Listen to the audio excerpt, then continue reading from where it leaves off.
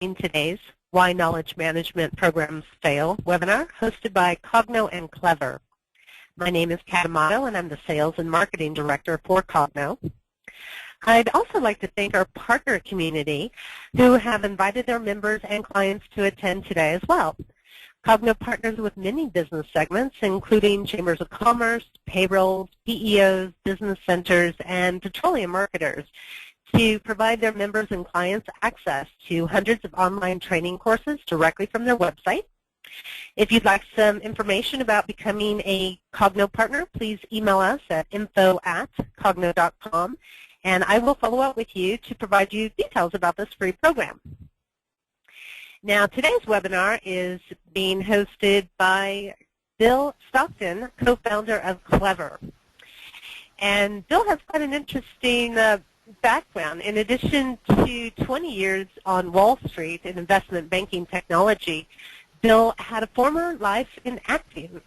And after graduating from the London Academy of Music and Dramatic Art, Bill produced and acted filled with stars that you might recognize, from Peter Falk in Columbo to Blythe Danner, Don Meredith, also Jason Paddock as well, and many more. You can find that movie on Netflix and other outlets, but fair warning, 3 Days of Rain, the feature film, is not a happy movie, but definitely worth checking out. So seeing himself in that project is actually what drove Bill out of acting and onto the street. So Bill and his wife, Christina, are still very much engaged in dramatic arts, taking in most of the Broadway offerings each season when he's not busy doing knowledge management work for Clever. So again, Bill, thank you so much for joining us today. I'm really looking forward to today's session. Thank you very much, Kat. Can you hear me okay? I can, yes. Perfect, thanks. So first, let me welcome each of you to this webinar. I'm glad that you joined today, and I'm look forward to learning about this topic together. And I'd like to thank Kat and all the folks at Coggno for this opportunity and for making this happen. So let's get to it. Our session will be split into two short segments, excuse me. Many people have at best a vague notion of what we mean when we say knowledge management, or if they have heard of knowledge management before, people struggle to articulate exactly what knowledge management is. So let's talk briefly about what it is so that we can all get on the same page. Next, it'll also help if we talk about the problem that knowledge management strives to solve. Why should you even care? If you have an idea, and this seems a bit too cursory for you at the beginning, bear with me. I'm confident that if you bring some of the understanding of knowledge management, that when we bring some of the understanding of knowledge management to this session, this first session will provide you with some ammo and help you bring others to your cause. Next, we'll debunk 3 common myths that many people have about knowledge management. This is important when we seek to understand why either our own program is struggling, and also it helps to clear initial hurdles to our success. And then we'll examine a mini primer, setting the stage for the 5 keys to success, which we'll discuss in the second half of our session today. Kat, I think that we said that if we have questions, you would like people to tee those up probably in the chat session. And if we can, okay. Yeah, definitely. On your the right-hand side of your screen on the GoToMeeting panel, there's a chat feature. If you have any questions throughout the webinar, just go ahead and enter in your question in that, and Bill will address it at that time. And there will also be a Q&A at the end as well. Great, thanks. So if we can do those and it makes sense along the way, we'll address them. Otherwise, as Kat says, we'll pick them up at the end. So you say the words knowledge management. What does that mean? If you aren't sure what knowledge management is exactly, I can tell you you're not alone. I spent the past 20 years working with and teaching the concepts of effective information sharing, and it seems that we're still in the very early stages for this field. I've talked to people literally all over the globe about the issues they face, getting the information they need to do their jobs. And universally, they highlight 2 issues.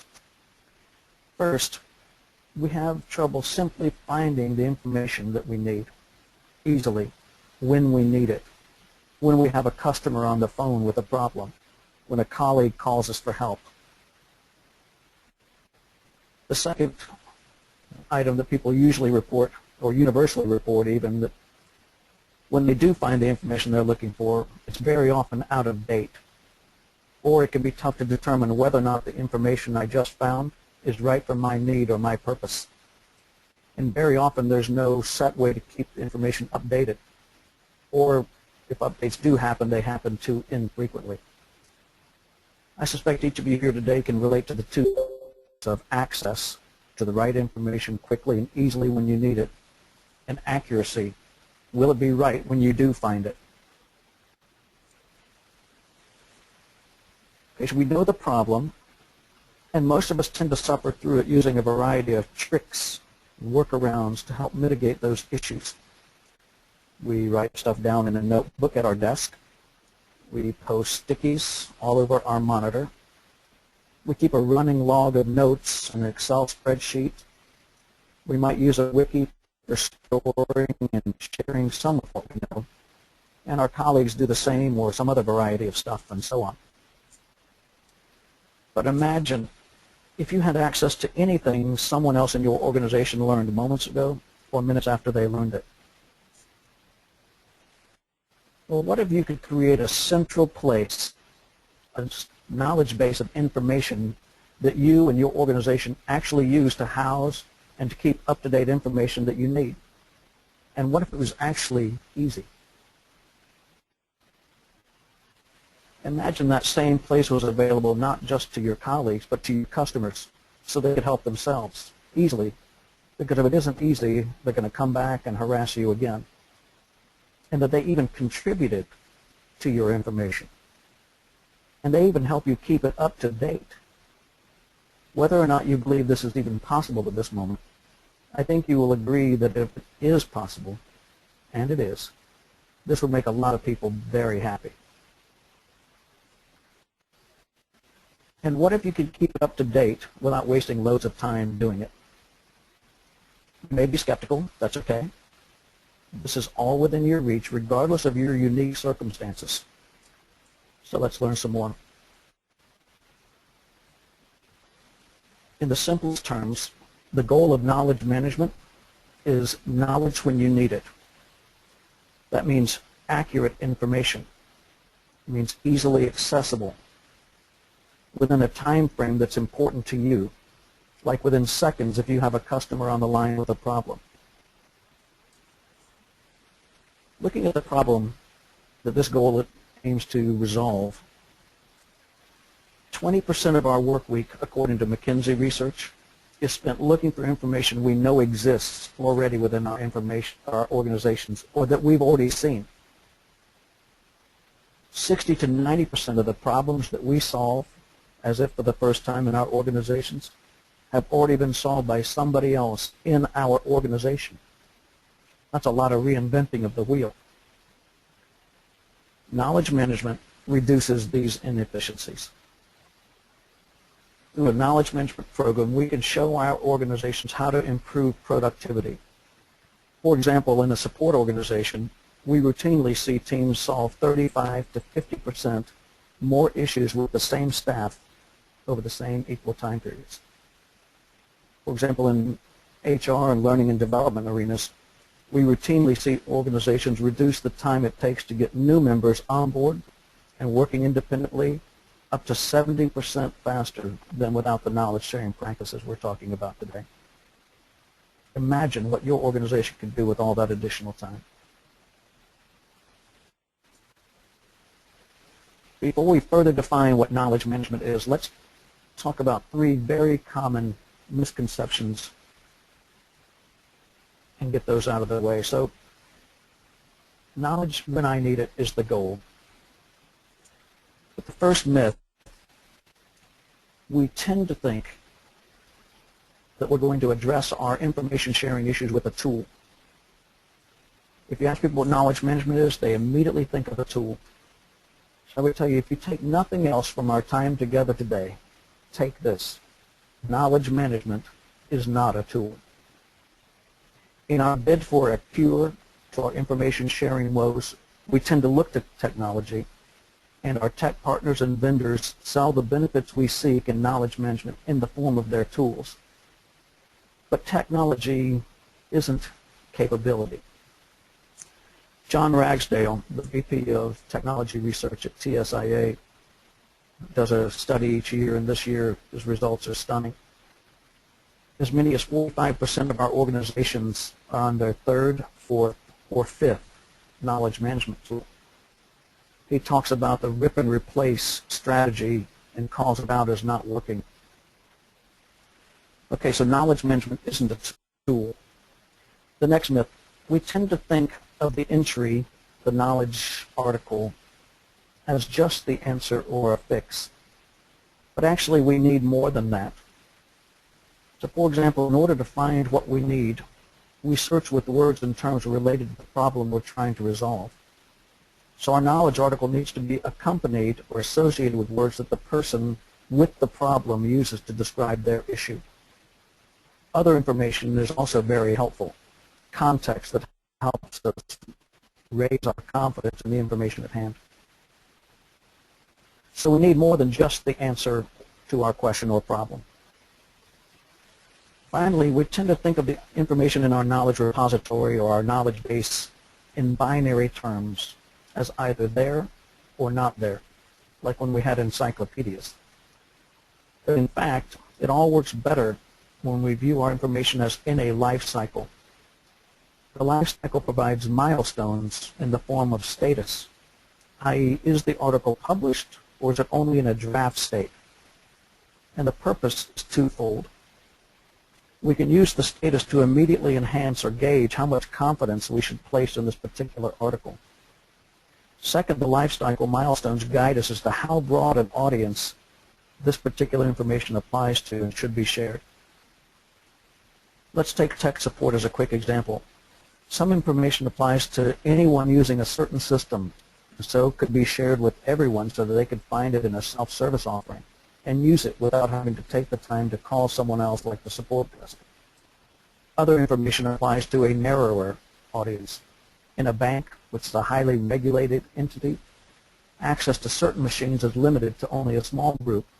In an article that pertains to action that can only be performed by that group would just be clutter or confusing to the rest of us.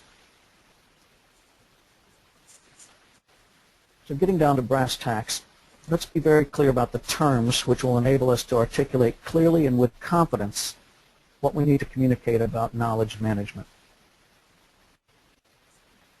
Knowledge management is the program within your organization.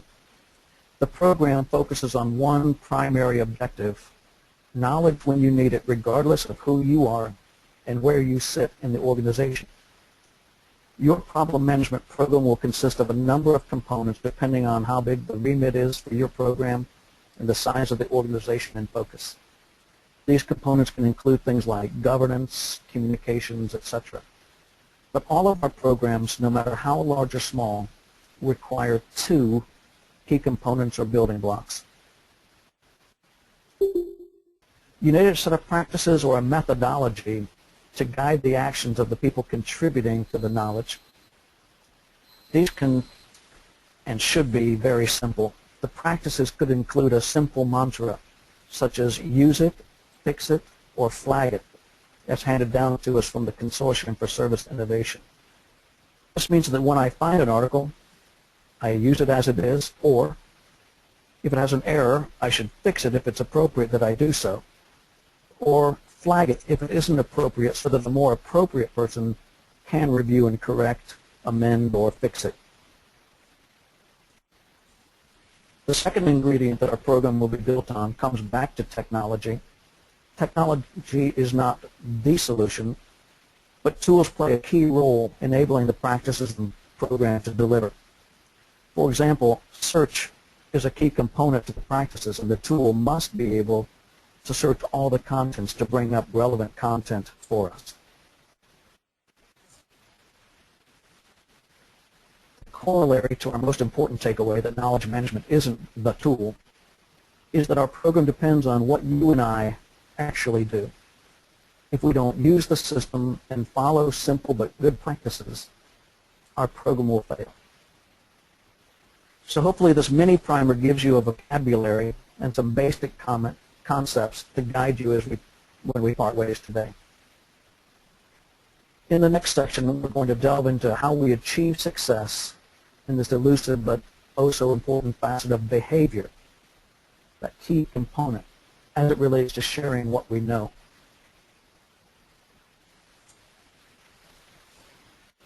Kat, this would be a great place if you wanted to take that quick break between the two sessions.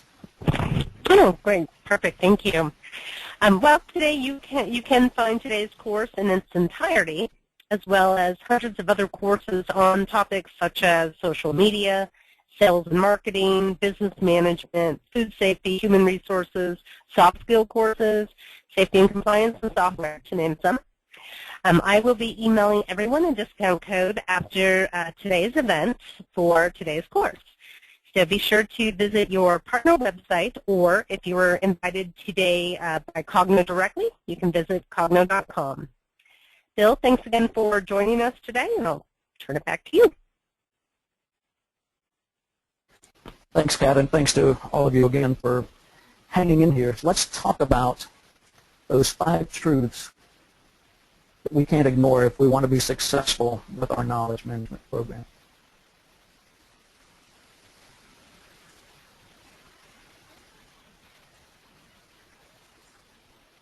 An important researcher and professor at Stanford University, B.J. Fogg, created a simple model for changing behavior. His research says that behavior is the result of 3 things coming together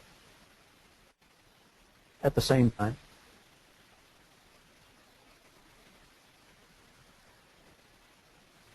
When we are clear about our motivation, and we have the ability at the moment an activity is required, the moment being called a trigger, we will have or change our behavior. Very quickly, motivation is the answer to the question, what's in it for me?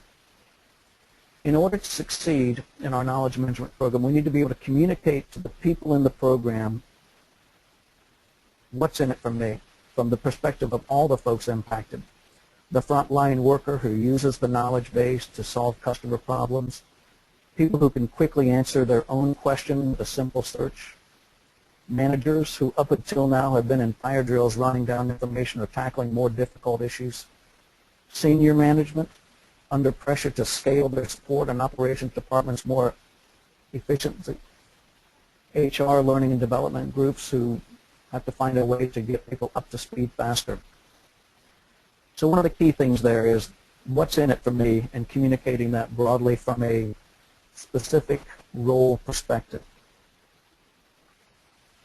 The other 2, of course, being giving people the ability at the time when it's needed. We must communicate what our program can do for all of them, and then outline what will change in their daily routine. How is this going to impact them specifically?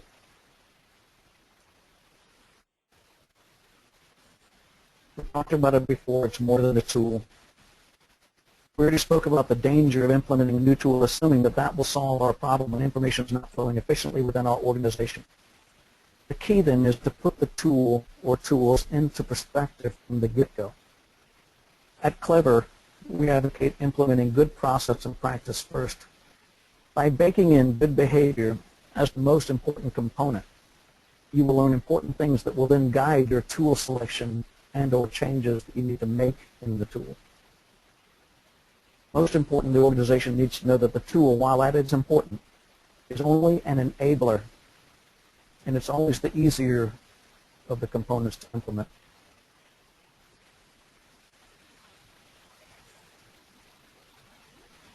The best practices are simple, easy to do, and mimic how you and I operate in our lives all day, every day. For example, when you bought your smartphone, did you sit down and put every phone number, every email address, home and office address of every contact you will ever need into your phone? Doubtful. You entered some of what you already hold dear, and the rest you will add, modify, etc., as needed or on demand. Our practices create efficiency using the same principle of on-demand knowledge capture also. Some people implement rigorous recertification processes, reviewing every article every 6 months, for example. But do you do that with the contacts in your phone? Do you call each and every number, send an email to each and every email address, send a postcard to recertify each and every physical address of the contacts in your phone? Of course not. The ones you use all the time, you know they're up to date because you use them all the time. In other words, use or reuse is an adequate review or recertification, if you will, and the ones you rarely use, you will amend as needed. Some of our principles might at first blush make people around you uneasy. As managers, what seems efficient actually creates unnecessary bottlenecks or effort. Our practices are tried and true, and so despite some pushback here and there, stick to your guns, stay the course.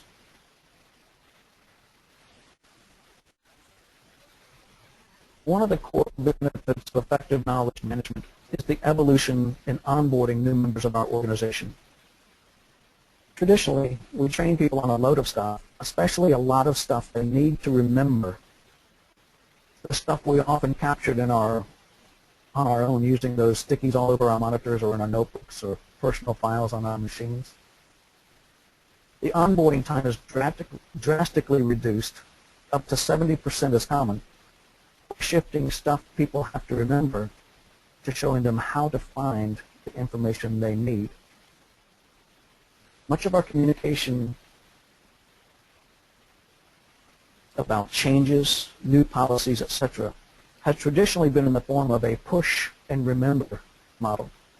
We push notices out via email, for example, and expect people to remember it, even months later when they first encounter the need for that piece of information. Email is not a very friendly source for finding information that was sent to you a long time ago that you should remember now. So our knowledge management program provides information easily and quickly available to people as and when they need it. And the emphasis and skills change from remembering stuff to good search practices and the occasional fix or flag or create if an article does not already exist.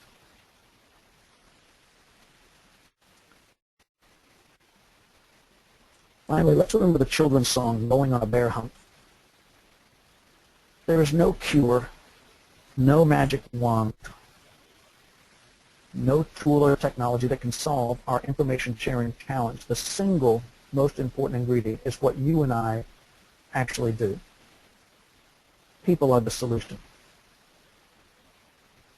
So we provide a program including a set of guidelines or practices that are intuitive for people to follow and a tool that makes it easy to carry out those behaviors. And it all comes down to the doing.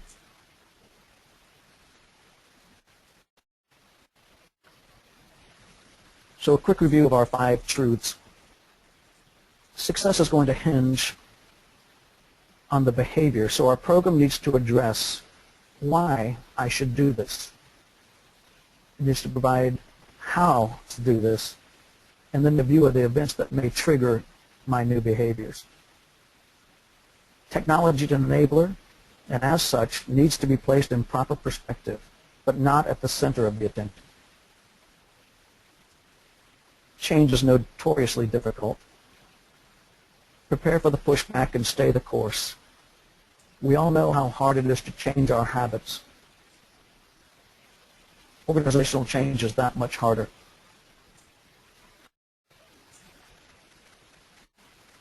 A large part of our success will hinge on shifting from training people what to remember to how to find the information they need to be successful in their jobs. New people are especially helpful in building out our knowledge early on. Those of us who have been around a while, sometimes we have trouble knowing what we know because we know it so by rote. Whereas newbies can document every question and the answer they encounter, making it that much easier for the next person. Finally, it helps to face from the beginning the fact that there are no shortcuts and no easy cures. People have to search, contribute, amend, flag issues, all of part of their everyday work, and do it as they go in the workflow, so to speak, of their moment-to-moment duties. This brings us to why this webinar is provided by Coggno, our training partner and platform. As Dr. Fogg describes, behavior is a product of motivation, ability, and trigger, all at the same time. How do we use training to induce the most important element of knowledge management? First, our training and our communications, recognition, etc., must teach people what's in it for them. Why should they change their habits? How will it benefit them personally, professionally? How will it benefit the organization? Next, we want to communicate not just why, but how to do their work, so that they know that what they know, if it's shared easily and quickly with others, what can they do to make what they know easily findable by others? Giving them the ability to share more effectively involves showing them how to do it, training, and providing a means to do it, a tool. And finally, with regards to the trigger, the prompt, the call to action in the form of a question or an email or a call from a customer or a colleague, the training is best when it's delivered as close to the need for the behavior as possible. Coggno allows us to deliver training that addresses all three of these facets. A class or classes that address the what's in it for me, that motivates people to act a certain way.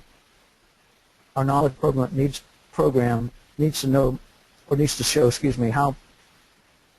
to show people how to do the certain practice, the new practice, and training coupled with a tech enabler, which provides this crucial how-to.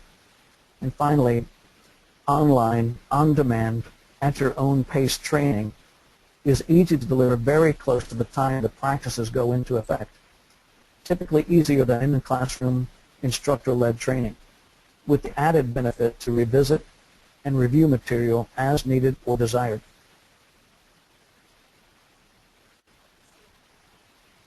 Coggno and Clever are offering a discount, as Kat mentioned, to each of you for the Clever online class, which is directed to frontline knowledge workers such as support and operations professionals, and which covers all of those three elements described in the last slide.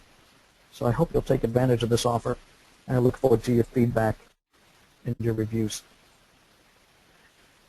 If you go back to the information that Kat is providing, you'll have the link to that class, and she'll provide that information. I want to be able to take some of your questions, so I'm going to leave some time at this point for us to open it up for that. A couple other things that Clever also offers besides the online training that we specified here. Again, I'd like to say my experience of Coggno has been outstanding every step of the way, and so I wanted to say thanks before we get into questions to Kat and to the organization at Coggno for making it easy for us to put our training up, for the fantastic support when we've had questions. And with that, Kat, I'll hand it back to you for some questions. Thank you so much, Bill. If anyone has any questions that you'd like to present to Bill, please do share those in the chat feature. Again, it's on your go-to panel on the right-hand side. And I did have one question come through, Bill, so I put it up there. Someone's asking, saying it's a big project. Can they start small, and how many people does it take to get an effective knowledge management program started? Fabulous question. I think the beauty of talking about here, whether we're talking about a change that I want to make personally or whether we want to talk about an enterprise-wide change that might affect thousands, we still have to answer those 5 things. So, for example, just owning a pen doesn't make me a great writer, as we said on one of the slides. So it's not just about that. We need to keep our tools and technology in perspective. We need to understand what's in it for us. So each of these 5 truths apply whether I'm talking about a change for a 5-person team or a 5,000-person team. And our advice is just that, most importantly, just start now, start simply, and it doesn't have to be this big, full-blown thing. A large organization will add in those components such as governance or add some specialized communications or bring those other resources to bear, but it doesn't have to be as full-blown as that if your organization's not that size. One other thing I could say is that Deutsche Bank, the program, one of the Wall Street place where I work, the program eventually had a scope of around 7,000, but we started with a team of just 12 when we first began, and it just snowballed from there. Oh, that's very impressive. Does anyone else have any questions that they'd like to submit? Okay, good. Some people send them to me directly. I have one of them. Let me copy and paste this in for you. Bear with me. Okay. Bill, I'm not sure if you can see that, but person said, let's see. So I guess they're wondering how can they make sure, how can they translate this to their team, I guess, so they feel like sharing their knowledge is not just a ploy to replacing them. Interesting. Yeah. There's I think a thought or conception that a lot of us have that what makes us valuable to our organization is what we know. And I think that, so the advice, I have to say that I've dealt with this one quite a lot in an industry that's been under a lot of fire and a lot of consolidation. You know, the idea of outsourcing or downsizing has definitely been a frequent theme, I would say. And my view is to, first of all, be very upfront. When I was implementing these programs as we got bigger and bigger, one of the things we talked about was this was not a rationalization program. I made it very clear with our senior management that we were not doing this so that we could reduce staffing. So while it does help you scale quite significantly, this was not a kind of a backhanded ploy for rationalizing staff. But staff specifically, I always dealt with it very directly, and I encouraged all of our managers to deal with it very head-on and very upfront. And the point is really this. For the organization, if I'm doing a lot of repeat activity, that's not a high-value proposition for the organization. In other words, we should be looking for efficiencies, and if that means answering the same question over and over again to a way that doesn't require a human being to do that, we should be doing that. The value-add activity for any of our organizations is when we're solving new, unique, and tougher problems or challenges or creating new things that haven't existed before. So if you just look at the value of the type of work, new, unique, challenging, all value add, repetitive, not so value add. It serves a purpose, but it's not as high value. So the practice that we're talking about here change the proportion of repetitive, less value add work to a much higher value add proposition. So for me, it was always a positive for the teams that were looking at taking on these knowledge management programs and practices. The only thing I would add for people is just that if there is outsourcing or downsizing on the horizon, I always felt that holding back what you know or not that was not going to be what kind of saved us. By holding it back didn't make me more valuable and make me survive better. And I also just believe that what I do to make others around me more productive was always a huge value add, and sharing what I know is part of making other people productive. Okay, Bill. In closing, if we have any folks that are already kind of have started a knowledge management initiative, would your training be able to, would they be able to benefit from your training if they're already kind of into it for a couple years? I certainly believe Does that make sense? Yeah, I think that on a case-by-case basis, it's worth asking the question, but I would say the benefit of online training, regardless of what the topic is, as far as I'm concerned, in the platform, for example, at Coggno, the benefit of that is, oops, sorry, looks like my sharing seemed to have paused. Anyway, the benefit, I think, of the training is that it is a chance to reiterate or strengthen that what's in it for me. It may also kind of enliven or reinvigorate. For people who have already been there, I suspect that most people who might be down the road a piece, one of two things often happens. Either they need to shift back into some focus that they maybe never really did have around the behavior, or they might find the program flagging. A lot of folks find that some of these programs flag for whatever reason after about 2 to 3 years. And so bringing that back to people's focus, what's in it for me, a revisiting and refreshing of what are the behaviors that I really should be doing, and all of that is provided in that training. It takes about 35 minutes, and it provides the buyer, the manager, for example, with a quick view of what did the people learn from the course. So there's a little quiz, a competency, view, if you will, from the course. So our view has been so far that our customers are pretty much split half and half between I've never started this before, I'm just coming brand new to knowledge, with people who have been in it for as long as 10, 15 years. Hope that's a fair answer, although a roundabout one. That is. Okay, well, if anyone else has any questions, now's the time to ask. If you think of anything after the fact, please do feel free to either email me directly with your question, or you can email Bill directly at bill@getclever.com. And I'd also like to encourage you to visit getclever.com's site to check out all the various things that they have to offer. So again, I'll just pause to see if anyone has any questions before we conclude today. Bill, did you have anything further that you'd like to say just to kind of wrap up? Most importantly, I would love to hear any feedback people would like to pass along. Kat, I wanted to say once again thanks to you and Coggno for making this possible. We believe so strongly in what this has to do with these, with that motivation, ability, trigger to answer all of those in one simple piece of training. So we'll be adding more things to that.